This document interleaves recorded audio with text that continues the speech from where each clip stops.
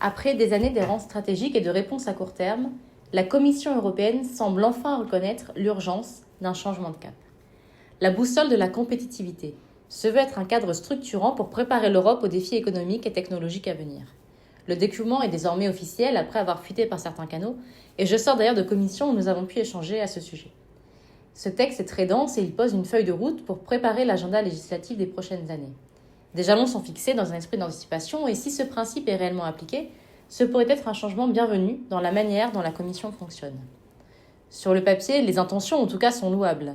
Simplifier la réglementation, combler les fossés d'innovation et de financement, adapter les règles de concurrence et réduire nos dépendances stratégiques. L'objectif affiché est en fait d'éviter que l'Europe ne décroche définitivement face aux États-Unis et à la Chine. Mais derrière ces annonces, plusieurs points méritent d'être scrutés avec attention. D'abord, la proposition d'instaurer un 28e régime juridique européen pour les entreprises innovantes. L'idée d'un cadre réglementaire unique au niveau européen peut sembler séduisante. Mais va-t-on clarifier le droit ou au contraire ajouter un étage supplémentaire à un édifice juridique déjà complexe ? L'Europe souffre d'une complexité réglementaire qui freine son économie. Si cette mesure aboutit à une superposition des normes au lieu d'une simplification, elle pourrait avoir l'effet inverse de celui recherché. Ensuite, le livre blanc sur la défense.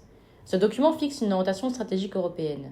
Mais s'agit-il d'un cadre souple ou d'une contrainte imposée aux États ? La défense doit rester une prérogative nationale. Et si ce livre blanc devient un moyen détourné d'imposer des décisions en matière de sécurité, alors, évidemment, nous nous y opposerons fermement. Enfin, la question du financement. Mobiliser des capitaux privés et mutualiser l'épargne pour financer les industries stratégiques est une idée qui peut sembler pertinente. Mais avec quelle garantie ? Comment éviter que cet argent ne serve à couvrir des risques excessifs au détriment des investisseurs et des épargnants ?